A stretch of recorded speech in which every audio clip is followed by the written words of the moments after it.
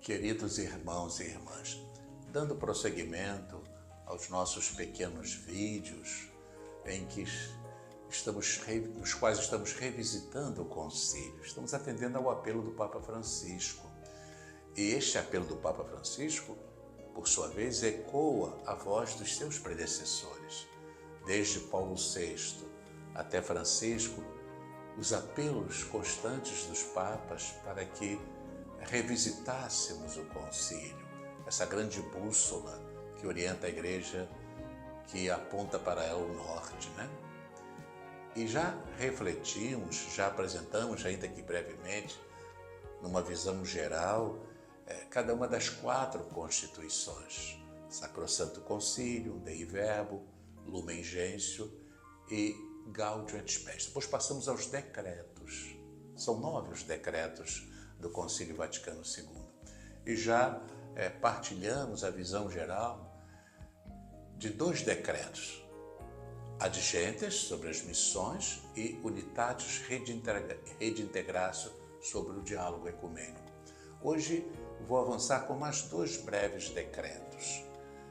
O primeiro é sobre as igrejas orientais católicas. É o decreto Orientalium Ecclesiarum, que foi promulgado no dia 21 de novembro de 1964.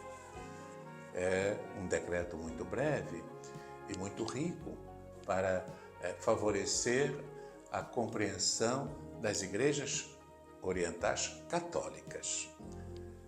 Na Igreja Católica, sem prejuízo de sua unidade, existem diversos ritos, entre os quais os das antigas igrejas orientais.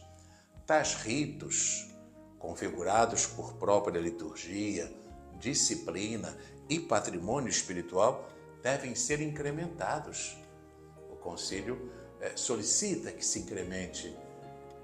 Depois, o concílio recordava: procurem os orientais conhecer cada vez melhor seus ritos. Procurem conhecê-los também os católicos de rito latino. É importante que nós, católicos do rito latino, tenhamos também um profundo conhecimento das igrejas católicas orientais. Sendo o patriarcado uma antiga instituição, o concílio deseja que, onde necessário, se erijam novos patriarcados dentro de sua tradição de direitos e privilégios, com as oportunas atualizações. Várias recomendações são feitas pelo concílio a respeito da disciplina dos sacramentos e do culto divino. E o concílio lembra que compete às igrejas orientais, unidas a Roma, favorecer o caminho da união com as igrejas orientais separadas, dentro dos princípios do decreto sobre o ecumenismo. Assim, brevemente, a partir do concílio em resumo, oferecemos a visão geral deste decreto sobre as igrejas orientais católicas, aquelas que estão unidas a Roma. E é o decreto Orientalium Ecclesiarum. Agora vamos dar início aos decretos que nos vão levar a refletir sobre o bispo, o presbítero, os religiosos, os leigos. Então, começando pelos bispos, uma visão geral do decreto Christus Dominus, que foi promulgado no dia 28 de outubro de 1965, e é um decreto sobre o munus pastoral dos bispos na Igreja. Uma breve visão geral. Os bispos na Igreja Universal.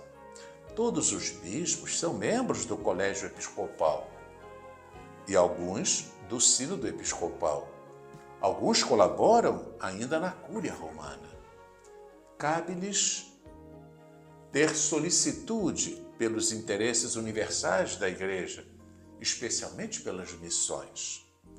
Nas suas igrejas locais, podem dispensar os fiéis das leis gerais da Igreja Universal, nos casos não reservados pelo sumo pontífice. Os bispos nas dioceses. Nas dioceses, os bispos são pastores próprios, ordinários e imediatos, cabendo-lhes anunciar o Evangelho e pregar a palavra de Deus, administrar os sacramentos e pastorear os fiéis. Proceda-se a uma revisão nos limites das dioceses. O concílio pedia que se procedesse a essa revisão dos limites das dioceses. E o concílio lembrava ainda determinações diversas quanto aos cooperadores dos bispos, bispos coadjutores e auxiliares, cúria diocesana e seus conselhos, e clero regular e secular. Depois os bispos e o bem comum de várias dioceses. Aí o concílio recordava os sínodos, os concílios, as conferências episcopais, realidades a serem incrementadas, revigoradas. Depois o concílio pedia que fossem revistos os limites das províncias eclesiásticas e das regiões. E lembrava, enfim, os bispos com encargos interdiocesanos, que eles trabalhem sempre em harmonia com os bispos locais. Assim, queridos irmãos e irmãs, uma brevíssima apresentação geral de 2 decretos, aquele sobre as igrejas orientais católicas e este sobre a missão do bispo, sobre o munus pastoral dos bispos na igreja. Que sejamos sempre abertos a essa exortação que nos impele a revisitar sempre o Concílio Vaticano II e a riqueza de seus documentos. Deus a todos abençoe.